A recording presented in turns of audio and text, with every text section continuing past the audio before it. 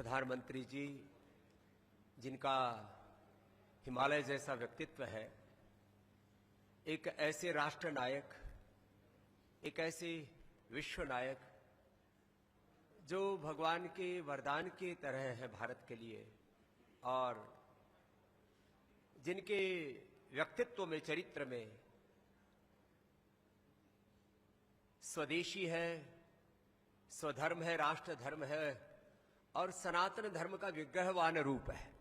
ऐसे देश के प्रधानमंत्री जी के 75वें जन्म दिवस पर उनके दीर्घायुष्य शतायु होने के लिए भगवान से प्रार्थना करते हैं, क्योंकि एक व्यक्ति है जो देश को दिशा देता है और देश की नियति को और देश की नीतियों को तय करने में देश के प्रधानमंत्री जी एक बड़ी भूमिका निभा रहे हैं। और आज उनके जन्म दिवस पर उनको बधाई इस रूप में दे रहे हैं कि वो जिस सपने के लिए जीते हैं, विकसित भारत का सपना, भारत सामाजिक दृष्टि से, आर्थिक, राजनीतिक, धार्मिक, आध्यात्मिक दृष्टि से, वैश्विक दृष्टि से विश्व का नेतृत्व करने में सक्षम बने। भारत की अर्थव्यवस्था मात्र $5 ट्रिलियन की ही क्यों, भारत की अर्थव्यवस्था 10 ट्रिलियन, 25 ट्रिलियन और अमेरिका से आगे बढ़ना है हमको आने वाले 20-25 सालों में, तो भारत की अर्थव्यवस्था को हमें 35, 40, 50 ट्रिलियन डॉलर तक लेकर के जाना पड़ेगा। उस प्रतिबद्धता के साथ देश को आगे बढ़ाना पड़ेगा। और भारत ने ये सामर्थ्य अर्जित किया था अतीत में भी। 250 साल पहले भारत की अर्थव्यवस्था कितनी सशक्त थी, इसको आज विश्व के तमाम अर्थशास्त्री भी मानते हैं। अग्नस मेडिसन से लेकर के, ऑक्सफैम इंटरनेशनल से लेकर के तमाम विश्व के दस्तावेज इस बात के प्रमाण है कि 250 सालों में ईस्ट इंडिया कंपनी से लेकर के कुछ चंद मात्र 10-20 विदेशी आक्रांताओं ने देश की करीब $100 ट्रिलियन से अधिक की आर्थिक लूट की है। ऐसे पूरे दस्तावेज इस बात के प्रमाण है कि भारत अतीत में भी विश्व की आर्थिक महाशक्ति रहा और दोबारा से इस देश को विश्व की आर्थिक महाशक्ति और मात्र आर्थिक ही नहीं, आध्यात्मिक महाशक्ति भी बनाने के लिए हमें देश की प्रतिभाओं को घड़ना पड़ेगा। और उन देश की प्रतिभाओं का सम्मान करने के लिए पतंजलि ने देश के श्रद्धेय प्रधानमंत्री जी के जन्मोत्सव पर सीबीएसई और जितने भी स्टेट बोर्ड्स हैं, उनके जो प्रतिभावान विद्यार्थी हैं, प्रथम, द्वितीय और तृतीय जो स्थान पर विद्यार्थी रहते हैं, उन विद्यार्थियों में एक जज्बा है, कुछ करने का संकल्प है। उनको 11, 21 और 51 हजार रुपए तक की आर्थिक पुरस्कार उनकी प्रतिभा को, जिससे कि देश के बच्चों को हम गौरव दे सके। भारतीय शिक्षा बोर्ड बीएसबी और सीबीएसई के अलावा स्टेट बोर्ड के लगभग 10,000 से अधिक विद्यार्थी इस प्रतिभा पुरस्कार, प्रतिभा सम्मान के इस अनुष्ठान में सम्मिलित होंगे। उससे बच्चों को एक गौरव मिलेगा। जब विद्या को गौरव मिलता है तब बच्चों के अंदर उनके जज्बात और अधिक जागते हैं। और एक विचार ही तो है जो चाय वाले के बेटे को देश का प्रधानमंत्री बनाता है। एक विचार ही तो है कि जो एक मछुआरे के बेटे को देश का राष्ट्रपति बनाता है। एक विचार ही है जो एक अनपढ़ मां बाप के बालक को गवर्नमेंट स्कूल और गुरुकुल में पढ़े हुए रामकृष्ण को रामदेव बनाता है। एक विचार व्यक्ति को आगे बढ़ाता है। हम इस देश के अंदर वो स्वाभिमान का विचार, वो स्वदेशी का विचार, जिसके लिए देश के प्रधानमंत्री जी भी बार बार आह्वान करते हैं, हम स्वदेशी को एक जन आंदोलन बना करके स्वदेश के प्रति गौरव को जागृत करके देश में एक जुनून खड़ा करना चाहते हैं कि हर एक व्यक्ति अपने अपने हिस्से की ये जिम्मेदारी ले कि मुझे राष्ट्र के निर्माण में अपनी भागीदारी निभानी है। अपने व्यक्तित्व को, अपने चरित्र को इस तरह से घड़ना है और देश के लिए वो योगदान अपने हाथों से, अपने आंखों के सामने देना है कि जिससे कि हम विकसित भारत के सपने को पूरा होता हुआ देख सकें। यद्यपि वैश्विक चुनौतियां बहुत बड़ी है, सामाजिक दृष्टि से, आर्थिक दृष्टि से, मजहबी दृष्टि से, राजनीतिक दृष्टि से, वैश्विक परिप्रेक्ष्य में अलग अलग चुनौतियों के बीच में हमें भारत को आगे लेकर के चलना है। और इसमें भी अब भारत, चीन, रसिया, मिडिल ईस्ट की भी, नाटो की भी, यूरोप की भी, अमेरिका की भी एक अलग भूमिका है। अभी पिछले दिनों नाटो की तर्ज पर मिडिल ईस्ट के देशों ने मिलकर के एक इस्लामिक आर्मी भी बनाई है। अब सैन्य दृष्टि से, आर्थिक दृष्टि से, राजनीतिक दृष्टि से विश्व में कुछ नए वर्ल्ड ऑर्डर तैयार हो रहे हैं, एक नए वैश्विक परिप्रेक्ष्य तैयार हो रहे हैं और उसमें भारत की एक बड़ी भूमिका होनी है। भारत सदियों से एक महान राष्ट्र रहा है और आज इस महान राष्ट्र के एक महान प्रधानमंत्री का जब जन्म दिवस है तो हमें एक ऐसी प्रतिबद्धता व्यक्त करनी है और उसमें सबसे बड़ी भूमिका भारत के विद्यार्थी और युवाओं के रहने वाली है। इसलिए हमने ये तय किया है कि ये शिक्षा की गुलामी, चिकित्सा की गुलामी, आर्थिक, वैचारिक, सांस्कृतिक गुलामी और युवाओं में तो नशा, भोगों और वासनाओं की गुलामी और सोशल मीडिया की भी एक गुलामी चल रही है, जिसको हमारे भारतीय शिक्षा बोर्ड के चेयरमैन आदरणीय एलपी सिंह साहब मेरे भाई तरफ बैठे हैं। डिजिटल कॉलोनाइजेशन का एक नया दौर चल रहा है।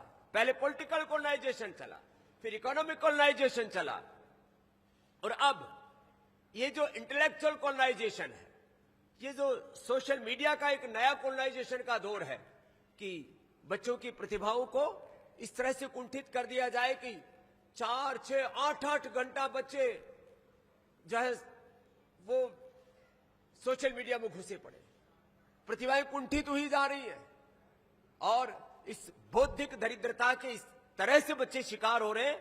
फिर उनको कब वैचारिक भावनात्मक दृष्टि से भी शोषण हो रहा है, माने अभाव में, दबाव में, प्रभाव में अपने स्वभाव को हम कहीं भूल गए।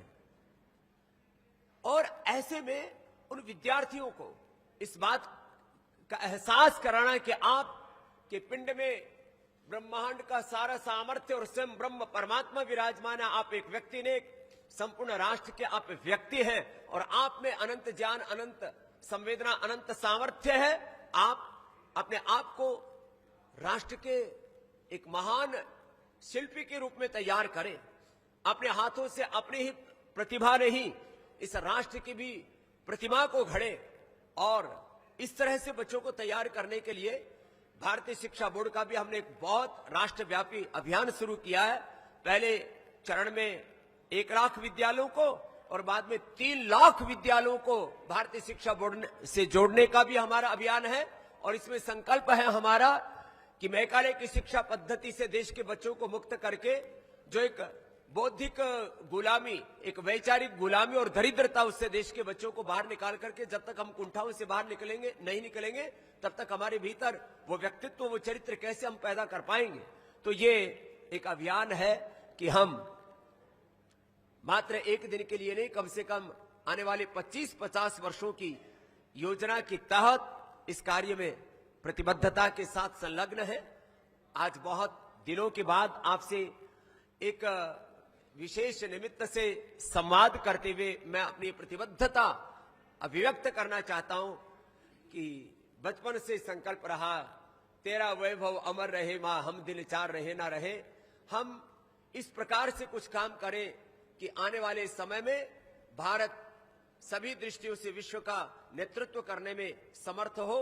ऐसे व्यक्तित्व, ऐसे चरित्र इस देश में हम घड़े और उसके लिए ये भारतीय शिक्षा बोर्ड का अभियान, उसके लिए स्वदेशी शिक्षा का, स्वदेशी चिकित्सा का अभियान 750 जिलों में हम मेडिकल कैंप भी कर रहे हैं। कई बार लोग अनदेखी करते अपने सेहत की, उनके पता लगा भीतर से कोलेस्ट्रॉल बढ़ा हुआ है, बीपी बढ़ा हुआ है, शुगर बढ़ा हुआ है, फैटी लीवर है ग्रेड 1, फिर ग्रेड 2, ग्रेड 3 हो गया, फिर लीवर सिरोसिस हो गया, फिर पता लगा कि ये तो अब 50 लाख 1 करोड़ रुपए लगेंगे, ये तो लीवर फेलियर हो गया।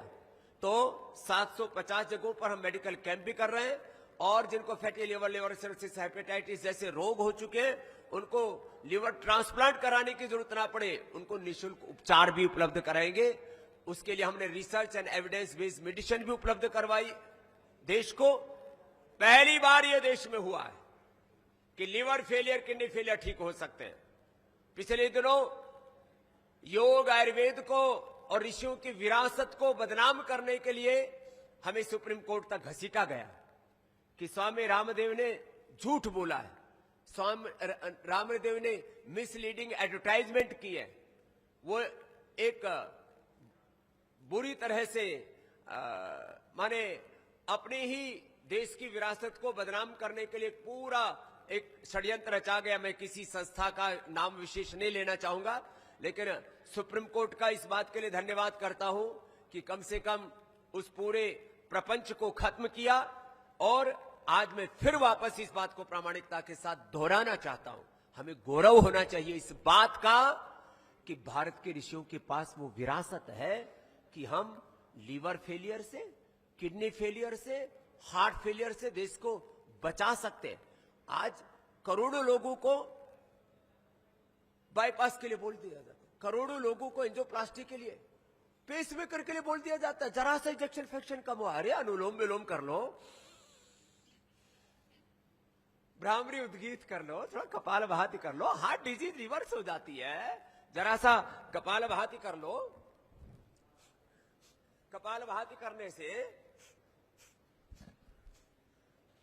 Fatty liver, liver cirrhosis, hepatitis और बढ़े हुए क्रेटिनिन प्रोटीन लीकेज से मुक्ति पाई जा सकती है। ये सिंपल सी एक्सरसाइज है, लेकिन लोग जो है मोटा मोटा पेट लेकर के घूम रहे हैं। आप पत्रकारों के ऊपर तो टिप्पणी करूंगा नहीं, क्योंकि आप में से भी बहुतों का पेट इंडिया गेट की तरह आगे निकला हुआ है, लेकिन आप भी कपाल भाती करना। और ये देखो,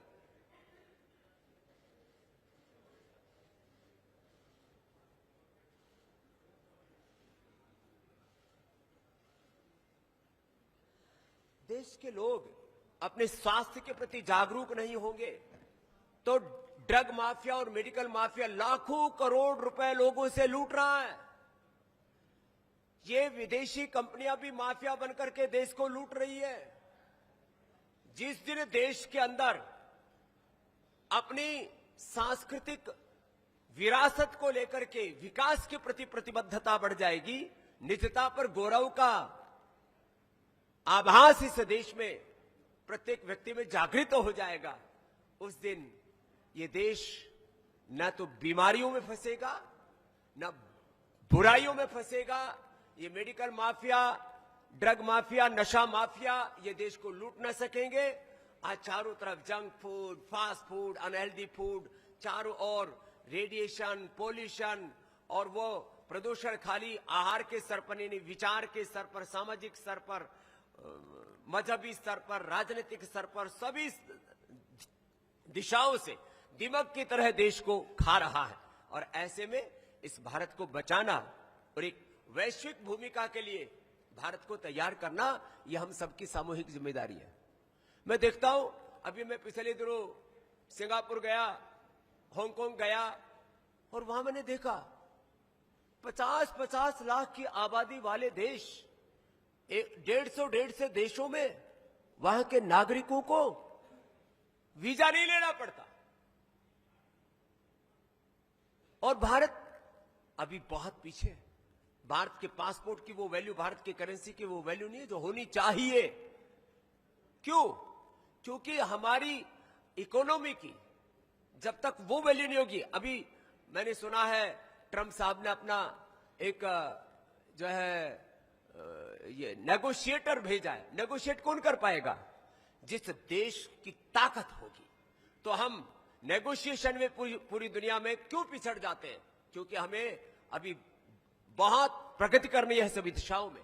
यदि हमने देश को उस लेवल पर नहीं पहुंचाया तो हम पिछड़ सकते हैं। पिछड़े हुए भी हैं कई क्षेत्रों में, लेकिन हमें और अभी आगे बढ़ना है। मैं एक फंड से मिला, $3 ट्रिलियन का फंड, नॉर्वेज का, और नॉर्जिस फंड, एक नॉर्वेज के गैस और पेट्रोलियम मंत्रालय ने आज से 30 साल पहले 1996 में फंड बनाया, $3 ट्रिलियन की उसकी वैल्यू है।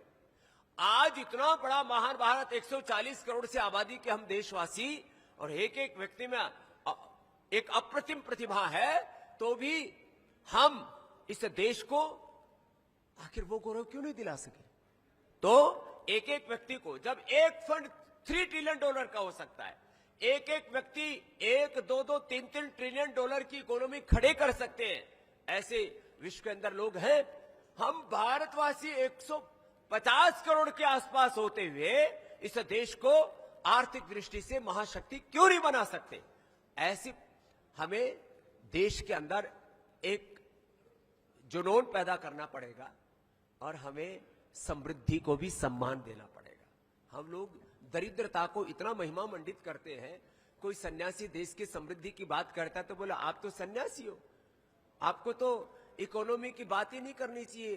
कितनी डॉलर की भारत की ट्रिलियन की इकोनॉमी होगी उसके बारे में बातें ही नहीं करनी चाहिए। तो भारत को समृद्धि को गौरव देना पड़ेगा, पुरुषार्थ को गौरव देना पड़ेगा, प्रमाद से इस देश को बचाना पड़ेगा, पुरुषार्थ से अर्जित अर्थ को स्वार्थ की भावना से ऊपर उठकर के परमार्थ में लगाना पड़ेगा, और तब ये देश आगे बढ़ेगा। एक बार पुनः देवतुल्य देश के प्रधानमंत्री जी को उनके जन्मदिन की बधाइयां देता हुआ और यह आह्वान करता हुआ कि विकसित भारत का सपना ये मात्र देश के प्रधानमंत्री श्री नरेंद्र मोदी जी का ही सपना नहीं, ये सपना जिस दिन 140 करोड़ भारतीयों का, 150 करोड़ भारतीयों का सपना बनेगा, उस दिन भारत को हम निश्चित रूप से एक वैश्विक महाशक्ति के रूप में खड़ा कर पाएंगे। अपने पूर्वज ऋषि ऋषिकाओं को, वीर वीरांगनाओं को, लाखों जिन महापुरुषों ने तपस्या करके अपने जीवन के बलिदान देकर के इस देश को एक गौरव प्रदान किया और इस देश को विश्व का महानतम देश बनाया, उस देश को फिर से विश्व का महानतम देश बनाने के लिए हम प्रतिबद्ध रहे। और इसी संदर्भ में मैं एक निवेदन, हमारे आदरणीय एनपी सिंह साहब जो हमारे भारतीय शिक्षा बोर्ड के चेयरमैन भी हैं, और हमारा लक्ष्य है कि ये जो मैकाले षड्यंत्र करके गए 1835 में, एक पाप करके गया कि हम खून से तो भारतीय रहे, शक्ल से तो भारतीय रहे, लेकिन हमारे विचार, हमारे संस्कार, हमारी अवधारणाएं वो अंग्रेजों जैसी हो जाए, जिससे कि कहने में वो शब्द अच्छा नहीं लगता कि हम अंग्रेजों के एक तरह से मानस पुत्र जैसे हमको तैयार करके चले गए, और वही वैचारिक गुलामी का दौर, वही जो है पराधीनता की व्यवस्था की बेड़ियां, जंजीरें, उनमें आज भी हम जकड़े हुए इस देश को इस शिक्षा की गुलामी से, वैचारिक सांस्कृतिक गुलामी से, ग्लानि से और कुंठाओं से उभारने के लिए जो भारतीय शिक्षा बोर्ड एक बड़े व्यापक तौर पर काम कर रहा है, और भारत सरकार द्वारा गठित और पतंजलि योगपीठ द्वारा संचालित ये बोर्ड, जिसकी सारी वैधानिक औपचारिकताएं पिछले 2 वर्षों में पूर्ण हो चुकी है, अब अपने पूर्ण यौवन के साथ ही आगे बढ़ रहा है। और योगासन भारत माने अब आने वाले जब हम ओलंपिक को देखेंगे तो कम से कम 25-50 गोल्ड मेडल हमें योगासन में मिले, वैसी भी एक प्रतिबद्धता के साथ देश के बच्चों को हम तैयार कर रहे हैं। उसमें हमारे डॉक्टर जयदीप आर्य जी एक बड़ी भूमिका निभा रहे हैं। मैं एनपी सिंह साहब से कहूंगा भारतीय शिक्षा बोर्ड के संदर्भ में भी थोड़ा सा यहां पर प्रस्तावित करें।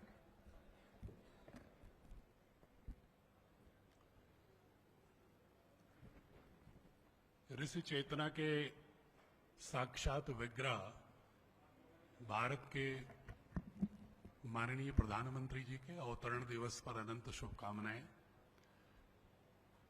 परम पूज्य स्वामी जी के संकल्प पर कि भारत में शिक्षा भारत बोध के साथ होनी चाहिए और सशक्त राष्ट्र के निर्माण के लिए शिक्षा की एक बहुत महत्वपूर्ण भूमिका है। युवा मानस को वैचारिक गुलामी से मुक्ति दिलाने के लिए जो पूज्य स्वामी जी ने संकल्प लिया था, उसको वैधानिक स्वरूप प्रदान किया था माननीय प्रधानमंत्री जी ने।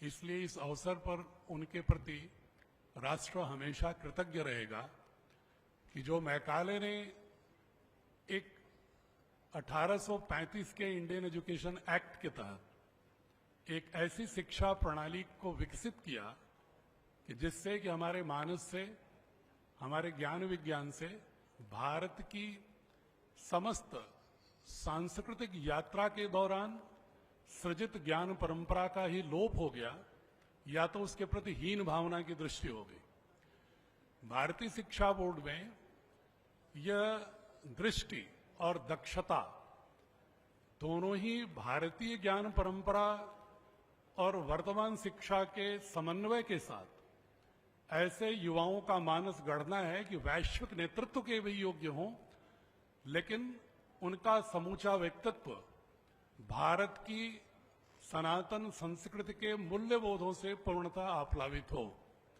भारतीय शिक्षा बोर्ड एक पंक्ति में मैं कहूं तो विज्ञान और अध्यात्म का अद्भुत संगम है। मैकाले की शिक्षा व्यवस्था की विश्व प्रणाली का अमृत समाधान है। ये भारतीय शिक्षा बोर्ड का प्रयास है कि हम नौकरी परकता से बाहर हटकर नेतृत्व परक व्यक्तित्व को गढ़ें और भारत की जो 1820 तक, जैसा पूज्य स्वामी जी कह रहे थे, ज्ञान के क्षेत्र में तो हम निर्यातक रहे ही थे, लेकिन अर्थव्यवस्था के क्षेत्र में भी हम तमाम अर्थशास्त्रियों की एक रिपोर्ट है कि पूरे विश्व की सकल जीडीपी का 1820 में भी हम 25% भारत का योगदान था और एक सी में ईसा की शताब्दी के बाद जो प्रारंभ होता है उस समय हम 33% हुआ करते थे। तो ये जो देश 4000 वर्षों तक दर्शन, गणित, खगोल विज्ञान, चिकित्सा शास्त्र, वास्तु, अनेक ज्ञान के आयामों में पूरे विश्व का मार्गदर्शन करता रहा और अर्थ के क्षेत्र में भी समृद्धतम राष्ट्र रहा, उस देश को हम आत्मनिर्भर ही नहीं बल्कि वैश्विक मंच पर ऐसी स्थिति में लाने के लिए बच्चों का मानस गढ़ना चाहते हैं कि वैचारिक स्वायत्तता, समग्र स्वास्थ्य, लोकतांत्रिक सहभागिता, सांस्कृतिक जड़ों से जुड़ाव और आर्थिक गतिविधियों में एक समर्थ व्यक्तित्व के रूप में वो राष्ट्र के लिए उपयोगी तो हो ही, साथ ही भारतीय संस्कृति के मूल्यों से जुड़े होने के कारण आज जो विल डुरांट अमेरिकन फिलोसोफर, आर्ने नए से जो नॉर्वे का फिलोसोफर बार बार ये कह रहे हैं कि जो भी विश्व के समक्ष चुनौतियां हैं वो विज्ञान उनको दक्षता दे रहा है, लेकिन विज्ञान का प्रयोग करने की दृष्टि तो हमें भारतीय संस्कृति से ही सीखना होगा। तो उसी भारतीय संस्कृति की जो ज्ञान परंपरा है, उसकी जो दृष्टि है और वर्तमान विज्ञान और पूरी सांस्कृतिक निरंतरता के साथ बच्चों के व्यक्तित्व और मानस को गढ़ना और एक ऐसा विचार निर्मित करना कि भारत पुनः विश्व के मंच पर भारत का ध्वज फहर सके, जो माननीय प्रधानमंत्री जी की भी संकल्पना है और परम पूज्य स्वामी जी योग, आयुर्वेद और स्वदेशी क्षेत्र में जो कार्य कर रहे हैं उसमें और दिशा देने के लिए बच्चों का मानस ही स्वदेशी संस्कृति के साथ गढ़ते हुए उनको एक बहुत ही पुरुषार्थी व्यक्तित्व के रूप में गढ़ना, ये भारतीय शिक्षा बोर्ड का उद्देश्य है। प्रणाम।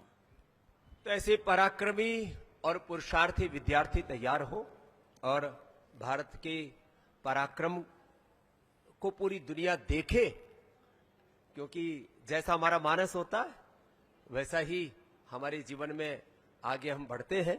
तो बच्चों का मानस गढ़ने के पूज्यपाद गोस्वामी तुलसीदास जी महाराज जी ने रामचरित मानस नाम इसलिए रखा, राम का चरित मानस में जब बस जाएगा तो हमारे भीतर रामत्व, कृष्णत्व, शिवत्व पैदा होगा और जब इस विचार चेतना के बालक और बालिकाएं तैयार होंगे तब निश्चित रूप से भारत भारतीयता के साथ आगे बढ़ेगा। तो भारत बोध के साथ, आत्मबोध के साथ, वैश्विक बोध के साथ ऐसे व्यक्तित्व, नेतृत्व, चरित्र घड़ना जो विश्व में भारत की पहचान बनाए और भारत का गौरव बढ़ाए, इस संकल्पना के साथ ये शिक्षा की आजादी का भी आंदोलन और आर्थिक आजादी का आंदोलन स्वदेशी के माध्यम से और आयुर्वेद के माध्यम से चिकित्सा की आजादी का आंदोलन और एक रोग मुक्त, नशा मुक्त और सब प्रकार की दिव्यताओं से युक्त इस देश में ऐसे व्यक्तित्व तैयार हो, उस दिशा में हम पुरुषार्थ करेंगे। और श्रद्धेय प्रधानमंत्री जी का जो सपना है विकसित भारत का, उसको पूर्ण करने में पतंजलि एक बड़ी भूमिका निभाएगा। आपके प्रश्नों के लिए मैं आपको आमंत्रित करता हूं, किसी का कोई भी प्रश्न हो आप पूछ सकते हैं। जी प्रणाम। जी हाँ, पूरी एकदम बुलंद।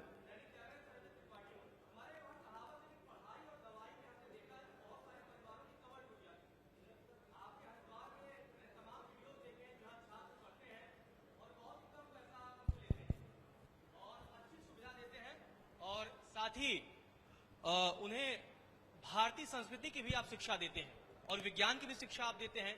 तो अब जैसे आप कैंप की बात कर रहे हैं, आप तमाम मतलब स्वास्थ्य वर्धक भी बात करेंगे, लीवर और तमाम इलाज की भी बात करेंगे। तो हमारे देश के तमाम परिवार पढ़ाई और दवाई से टूटते रहे हैं। कई बार मैं देखता हूं सोशल मीडिया पर आपके खिलाफ इसी देश के लोग कैंपेन चलाते हैं कि बाबा ऐसा कर रहे हैं, बाबा जो है विज्ञान नहीं पढ़ाएंगे, संस्कृति की शिक्षा दे रहे हैं। तो बाबा के पास जवाब क्या है उन लोगों के लिए? चलिए, मैं अभी आपका तात्पर्य से अवगत हुआ हूं। पढ़ाई के नाम पर, दवाई के नाम पर जो लुटाई हो रही है,